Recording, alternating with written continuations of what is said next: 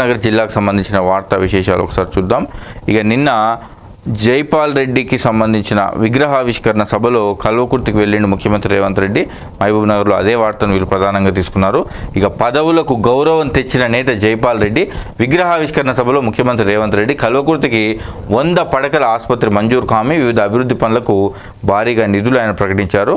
ఇక రేవంత్ గడీల పాలనకు విముక్తి వచ్చింది రేవంత్ పాలనలో అంటూ దామోదర రాజనరసింహ ఇదే సభలో కొనియాడారు. దీంతో పాటుగా కేంద్ర మాజీ మంత్రి జైపాల్ రెడ్డి సతీమణి లక్ష్మమ్మ తాండ్ర గ్రామ మహిళలతో కాంగ్రెస్ నాయకుడు ఆశాదీప్ రెడ్డి అంటూ ఇదొక ఫోటో. యునెస్కో గుర్తింపు దిశగా అడుగులు అంటూ ఇక ముడుమాల్లోని వాతావరణంలో మార్పులు కాలాలను గుర్తించే నిలువురాళ్ళు ఉన్నాయట. దీనికి సంబంధించి ఇక నారాయణపేట జిల్లా కృష్ణా మండలం ముడుమాల్ అనగానే గుర్తొచ్చేది నిలువురాళ్ళు. ఆదిమ మానవుల ఖగోళ పరిజ్ఞానానికి నిలువెత్తు నిదర్శనం ఇవి.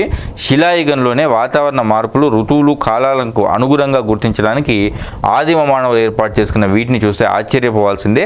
వీటికి యునెస్కో గుర్తింపు కోసం అడుగులు పడుతున్నాయి. Deccan heritage academy trust Telangana heritage శాఖ ఆధ్వర్యంలో దీనికి కావాల్సిన ప్రక్రియను ముందుకు తీసుకెళ్తున్నాయి.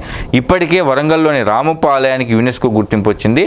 ఇక ముడుమాల్లోని నిలువురాళ్ళు సప్తర్షి మండలానికి గుర్తింపు వస్తే ప్రపంచ వారసత్వ సంపదలో చోటు లభిస్తుంది. ఇది నారాయణపేట జిల్లాలో ఉన్నటువంటి నిలువురాళ్ళు. ఈ నిలువురాళ్ళలో శిలాయుగంలోనే వాతావరణ మార్పులను గుర్తించేవారట.